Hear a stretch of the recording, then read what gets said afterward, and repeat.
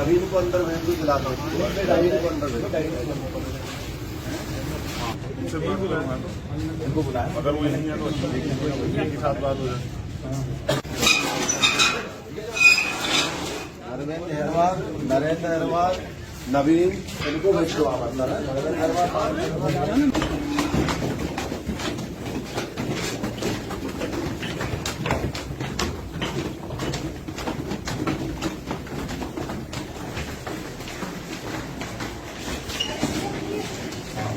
अरे मैडम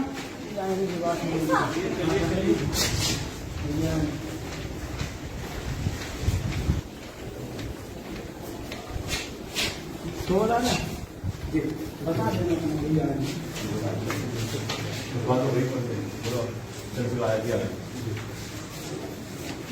जवाब चलेगा।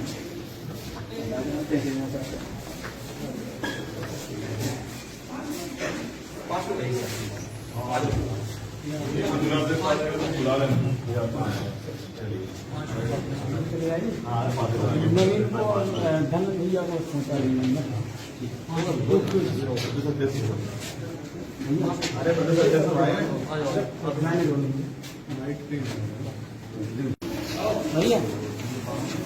मुझे एसपी के नेताओं को और उनकी पार्टी के सीनियर नेताओं को सोचना चाहिए कि अगर उनके विधायक ही कमजोर वर्ग के लोगों को सताने का काम करेंगे इन्हीं की वोट लेके, तो लोकतंत्र में इससे बड़ा जो त्रासदी तो कोई नहीं हो सकती कि उन्हीं का वोट लेके उन्हीं का कत्ल कराया जाए और उन्हीं का आरोपी का संरक्षण बीएसपी के विधायक करें, ये डरावना है। आपने कहा हम 1 महीने में 9 घटनाएं घटी, ऐसी कौन कौन सी प्रमुख घटनाएं हैं इस घटना को छोड़ के? हाँ, मैं बिल्कुल उनका जिक्र कर देता हूँ आपके सामने। 8 अक्टूबर को रन्हे गांव में घटना घटी, 11 अक्टूबर को राजापटना गांव में घटना घटी है, सुरेंद्र अहिरवार को पेट पे फांसी पे लटकाया गया। दसोड़ा में रामकिशन अहिरवार को मजदूरी के पैसे मांगने पे, तेंदुखेड़ा में बमहोरी पाजी गांव में, और गांव जेरट, गांव बरवासा जहां कल ही गोली चली, और कृषि मंडी जो है, कृषि उपज मंडी में किसान के साथ जो हुआ है। और उससे भी बड़ी बात जो आपको अचरज होगा कि बरवासा में जो पीड़ित परिवार अभी मुझे रास्ते में मिला, उन्होंने मेरी गाड़ी रोक ली, मुझसे कहा कि अब गांव में चले। और उनका ये कहना है, मैं मीडिया के सामने ये कह रहा हूं, बकौल जो उनका स्टेटमेंट है कि उस गांव में कोई ऐसी बच्चे नहीं जिनको दबंग परेशान नहीं करते या उसकी इज्जत से खिलवाड़ करने का प्रयास नहीं करते। और ये आजाद भारत में दलितों के साथ हो रहा है। हमें सोचना चाहिए कि यहाँ के अधिकारी कुर्सी बैठ के क्या कर रहे हैं, वो किन के लिए कुर्सी बैठे हैं। वो टैक्स का जो है पैसा तो गरीबों से के पैसे से वो करते हैं, जितना अमीर देते हैं उतना ही गरीब देते हैं, लेकिन वो काम सिर्फ सत्ता के लोगों के या ताकतवर लोग करेंगे तो लोगों का लोकतंत्र और इससे जो है सरकारी वसूली से भरोसा उठ जाएगा। तो ये जहां बच्चों को देवी की तरफ पूजा जाता है वहां इस तरह बच्चों के साथ अन्याय होगा और सरकार तमाशबीन बनी रहेगी। तो मुझे बड़े दुख के साथ और शर्म के साथ कहना पड़ रहा है कि मुख्यमंत्री जी से अगर प्रदेश नहीं समझ रहा तो उनको कुर्सी खाली कर देनी चाहिए। सिर्फ भाषण देने से कुछ नहीं होगा कि मैं बुलडोजर चला दूंगा। कहाँ है बुलडोजर? आपका दिखाई नहीं दे रहा आज मामला दलितों। कहाँ है मुख्यमंत्री? वो मुख्यमंत्री इस प्रदेश के गार्जियन है, अंतिम व्यक्ति भी उनकी जांच में, उनकी निगरानी में यहाँ है, तो वो क्यों नहीं आए मिलने के लिए? ट्रिपल मर्डर में भी क्या उनको दलितों से प्यार नहीं है? तो मैं इसलिए जिम्मेदार से कहता हूं कि बीजेपी की सरकार और मुख्यमंत्री यहाँ के दलित विरोधी है और दलितों को उनको सबक सिखाना चाहिए। और ये घटनाएं पूरे प्रदेश में नेमा वर्ग की हो, आदिवासियों के साथ या पिछड़े वर्ग के लोगों के साथ जो आरक्षण में जो हुआ है, ये सारी घटनाएं जो है डरावनी है और मुख्यमंत्री सिर्फ मूक दर्शक बने हुए आरएसएस कठपुतली। ऐसे मुख्यमंत्री को जनता बर्दाश्त नहीं करेगी। तो क्या मानते हैं आप कि जो पुलिस ने जो बयान जारी किया है या पुलिस अधीक्षक ने ये कहा है कि छेड़छाड़ का मामला था, वो सही नहीं है? तो मैं आपको बस ये बता दूं मेरे प्रिय साथी कि पुलिस सरकार की तो होती है, पुलिस कोई स्वतंत्र एजेंसी थोड़ा ही है कि सरकार से बाहर है। मैं आपको जो बता रहा हूँ आखिरी बात तो सुनिए, 14 तारीख तक का समय है। अगर हमारी मांगों पे यहाँ के जिलाधिकारी सरकार से बात कार्रवाई नहीं करते तो 15 तारीख को इसी जिला मुख्यालय पर धरना होगा और अनिश्चितकालीन होगा और मैं खुद रहूंगा और धरना तब तक चलेगा जब तक हमारी मांगे नहीं पूरी होती। यानी कहने का मतलब न्यायतंत्र और लोकतंत्र पर अब भीड़ तंत्र भारी होगा। मजबूरी है। आदमी कब आता है सड़कों पे? आप उसे बताओ। जो आदमी सुबह से रोजगार के लिए निकलता है वो कब आता है सड़क पे? जब नाउम्मीद हो जाता है। अगर ये काम पहले पुलिस प्रशासन सरकार कर जाए तो मैं यहाँ क्यों आता। आज आप सड़क पे देखोगे हजारों लोग खड़े हैं, क्यों खड़े हैं?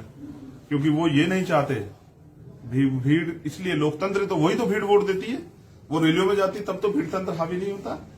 भीड़ इसलिए इकट्ठा होती है कि उनको वो नाउम्मीद हो जाते हैं कि पुलिस और प्रशासन कुछ करेगा नहीं सरकार के दबाव, तब वो आते सड़क पे। जैसे कि आप बताते हैं कि आप अधिवक्ता हैं, आप न्याय के पुजारी हैं, जानते हैं, तो क्या आप एक अधिवक्ताओं की फौज या ऐसी चीज है जब न्यायालय में नहीं नेशनल लेवल पे खड़ी कर रहे हैं। और यहाँ भी इस मामले को मैंने कहा यहाँ के जिलाधिकारी से, अगर आपको भी कह रहा हूँ कि हमारी टीम लड़ेगी, चाहे अगर हमें लगा कि यहाँ सरकार इसको जो है डिस्टर्ब कर रही है या इसमें इंटरफेयर कर रही है, तो हम इसको सुप्रीम कोर्ट लेके जाएंगे और हम इसमें सीबीआई जांच तक की जो है पैरवी करेंगे। अगर यहाँ जो पुलिस और प्रशासन मिलकर सरकार के चाटुकारिता करते हुए जो है ना न्याय के खिलाफ जो है आवाज उठाएगा, तो उनकी आवाज को जो है दबाने के लिए। एक अंतिम प्रश्न आपसे कि अगर मान लीजिए छेड़छाड़ वाले मामले कहीं के किसी भी समाज के साथ होते हैं, किसी के साथ किसी के साथ निंदनीय है कि नहीं? निंदनीय नहीं, उन पर कठोर कार्रवाई होनी चाहिए। कोई महिला यहाँ इसलिए पैदा नहीं कि उनके साथ छेड़खानी किसी जाति धर्म की हो, और करने वाला भी कोई किसी जाति धर्म का हो। और इसके लिए ये चश्मा हम सब लोग को उतारना चाहिए कि हम जाति धर्म देख के बच्चों के न्याय पे बोलते हैं, वरना हाथरस की भी घटना होती है। बीजेपी की एक नेता नहीं बोल पाती, आपको पता है। एक इतनी एमपी और सांसद और मिनिस्टर होते भी नहीं बोल पाती, क्योंकि वो जाति की वजह से उनको चुभन होती। हमें नहीं होती। इस देश में रहने हर बहन के साथ, अगर किसी भी शहर के साथ बहन के पहले तो होना, अगर होगा तो हम अपनी पीठ पे गोली खाने के लिए और सीने पे गोली खाने के लिए तैयार।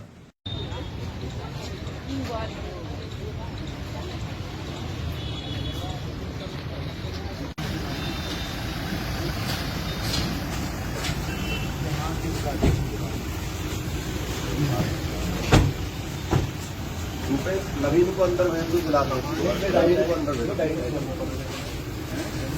उनसे बात करूंगा, उनको बुलाया, अगर वो नहीं है तो अच्छी के साथ बात हो जाए।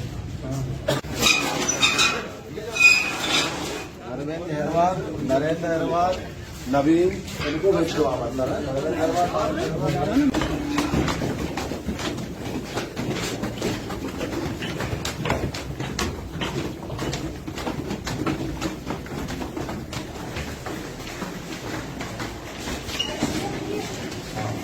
अरे मैडम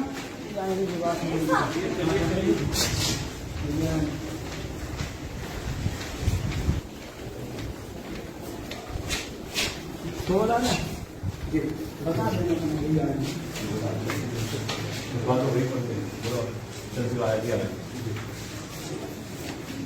जवाब चलेगा।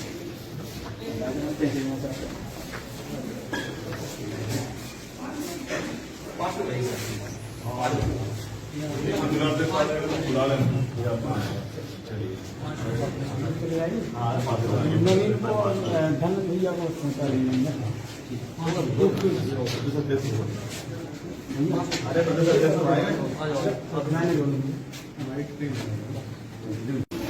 भैया मुझे एसपी के नेताओं को और उनकी पार्टी के सीनियर नेताओं को सोचना चाहिए कि अगर उनके विधायक ही कमजोर वर्ग के लोगों को सताने का काम करेंगे इन्हीं की वोट लेके, तो लोकतंत्र में इससे बड़ा जो त्रासदी तो कोई नहीं हो सकती कि उन्हीं का वोट लेके उन्हीं का कत्ल कराया जाए और उन्हीं का आरोपी का संरक्षण बीएसपी के विधायक करें। ये डरावना है। आपने कहा हम एक महीने में 9 घटनाएं घटी, ऐसी कौन कौन सी प्रमुख घटनाएं हैं इस घटना को छोड़ के? हाँ, मैं बिल्कुल उनका जिक्र कर देता हूँ आपके सामने। 8 अक्टूबर को रन्हे गांव में घटना घटी, 11 अक्टूबर को राजापटना गांव में घटना घटी है, सुरेंद्र अहिरवार को पेट में फांसी पे लटकाया गया। दसोड़ा में रामकिशन अहिरवार को मजदूरी के पैसे मांगने पे। तेंदुखेड़ा में बमहोरी पाजी गांव में, और गांव जेरट, गांव बरवासा जहां कल ही गोली चली, और कृषि मंडी जो है कृषि उपज मंडी में किसान के साथ जो हुआ है। और उससे भी बड़ी बात जो आपको अचरज होगा कि बरवासा में जो पीड़ित परिवार अभी मुझे रास्ते में मिला, उन्होंने मेरी गाड़ी रोक ली, मुझसे कहा कि आप गांव में चले। और उनका ये कहना है, मैं मीडिया के सामने ये कह रहा हूं, बकौल जो उनका स्टेटमेंट है कि उस गांव में कोई ऐसी बच्चे नहीं जिनको दबंग परेशान नहीं करते या उसकी इज्जत से खिलवाड़ करने का प्रयास नहीं करते। और ये आजाद भारत में दलितों के साथ हो रहा है। हमें सोचना चाहिए कि यहाँ के अधिकारी कुर्सी बैठ के क्या कर रहे हैं, वो किन के लिए कुर्सी बैठे हैं। वो टैक्स का जो है पैसा तो गरीबों से के पैसे से वो करते हैं, जितना अमीर देते हैं उतना ही गरीब देते हैं। लेकिन वो काम सिर्फ सत्ता के लोगों के या ताकतवर लोग करेंगे तो लोगों का लोकतंत्र और इस पे जो है सरकारी वसूली से भरोसा उठ जाएगा। तो ये जहां बच्चों को देवी की तरफ पूजा जाता है वहां इस तरह बच्चों के साथ अन्याय होगा और सरकार तमाशबीन बनी रहेगी। तो मुझे बड़े दुख के साथ और शर्म के साथ कहना पड़ रहा है कि मुख्यमंत्री जी से अगर प्रदेश नहीं संभल रहा तो उनको कुर्सी खाली कर देनी चाहिए। सिर्फ भाषण देने से कुछ नहीं होगा कि मैं बुलडोजर चला दूंगा। कहाँ है बुलडोजर? आपका दिखाई नहीं दे रहा आज मामला दलित। तो कहाँ है मुख्यमंत्री? वो मुख्यमंत्री इस प्रदेश के गार्जियन है, अंतिम व्यक्ति भी उनकी जांच में, उनकी निगरानी में यहाँ है। तो वो क्यों नहीं आए मिलने के लिए ट्रिपल मर्डर में भी? क्या उनको दलितों से प्यार नहीं है? तो मैं इसलिए जिम्मेदार से कहता हूं कि बीजेपी की सरकार और मुख्यमंत्री यहाँ के दलित विरोधी है और दलितों को उनको सबक सिखाना चाहिए। और ये घटनाएं पूरे प्रदेश में नेमा वर्ग की हो, आदिवासियों के साथ या पिछड़े वर्ग के लोगों के साथ जो आरक्षण में जो हुआ है, ये सारी घटनाएं जो है डरावनी है और मुख्यमंत्री सिर्फ मूक दर्शक बने हुए और इससे कठपुतली। ऐसे मुख्यमंत्री को जनता बर्दाश्त नहीं करेगी। तो क्या मानते हैं आप कि जो पुलिस ने जो बयान जारी किया है या पुलिस के एसपी पुलिस अधीक्षक ने ये कहा है कि छेड़छाड़ का मामला था, वो सही नहीं है? तो मैं आपको बस ये बता दूं मेरे प्रिय साथी कि पुलिस सरकार की तो होती है। पुलिस कोई स्वतंत्र एजेंसी थोड़ा ही है कि सरकार से बाहर है। मैं आपको जो बता रहा हूँ आखिरी बात तो सुनिए। 14 तारीख तक का समय है। अगर हमारी मांगों पे यहाँ के जिलाधिकारी सरकार से बात कार्रवाई नहीं करते तो 15 तारीख को इसी जिला मुख्यालय पर धरना होगा और अनिश्चितकालीन होगा और मैं खुद रहूंगा और धरना तब तक चलेगा जब तक हमारी मांगे नहीं पूरी होती। यानी कहने का मतलब न्याय तंत्र और लोकतंत्र पर अब भीड़ तंत्र भारी होगा। मजबूरी है। आदमी कब आता है सड़कों पे? आप उसे बताओ। जो आदमी सुबह से रोजगार के लिए निकलता है वो कब आता है सड़क पे? जब नाउम्मीद हो जाता है। अगर ये काम पहले पुलिस प्रशासन सरकार कर जाए तो मैं यहाँ क्यों आता? आज आप सड़क पे देखोगे हजारों लोग खड़े हुए। क्यों खड़े हैं? क्योंकि वो ये नहीं चाहते भीड़। इसलिए लोकतंत्र तो वही तो भीड़ वोट देती है। वो रैलियों में जाती तब तो भीड़ तंत्र हावी नहीं होता। भीड़ इसलिए इकट्ठा होती है कि उनको वो नाउम्मीद हो जाते हैं कि पुलिस और प्रशासन कुछ करेगा नहीं सरकार के दबाव, तब वो आते सड़क पर। जैसे कि आप बताते हैं कि आप अधिवक्ता हैं, आप न्याय के पुजारी हैं, जानते हैं, तो क्या आप एक अधिवक्ताओं की फौज या ऐसी चीज है जब न्यायालय में नहीं नेशनल लेवल पे खड़ी कर रहे हैं? और यहाँ भी इस मामले को मैंने कहा यहाँ के जिलाधिकारी से, अगर आपको भी कह रहा हूँ कि हमारी टीम लड़ेगी। चाहे अगर हमें लगा कि यहाँ सरकार इसको जो है डिस्टर्ब कर रही है या इसमें इंटरफेयर कर रही है तो हम इसको सुप्रीम कोर्ट लेके जाएंगे और हम इसमें सीबीआई जहां तक की जो है पैरवी करेंगे। अगर यहाँ जो पुलिस और प्रशासन मिलकर सरकार के चाटुकारिता करते हुए जो है ना न्याय के खिलाफ जो है आवाज उठाएगा तो उनकी आवाज को जो है दबाने के लिए। एक अंतिम प्रश्न आपसे कि अगर मान लीजिए छेड़छाड़ वाले मामले कहीं के किसी भी समाज के साथ होते हैं, किसी के साथ निंदनीय है कि नहीं? निंदनीय नहीं, उन पर कठोर कार्रवाई होनी चाहिए। कोई महिला यहाँ इसलिए पैदा नहीं कि उनके साथ छेड़खानी किसी जाति धर्म की हो और करने वाला भी कोई किसी जाति धर्म का हो।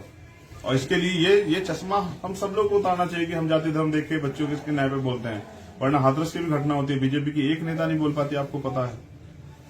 एक इतनी एमपी और सांसद और मिनिस्टर होते हुए नहीं बोल पाती क्योंकि वो जाति की वजह से उनको चुभन होती। हमें नहीं होती।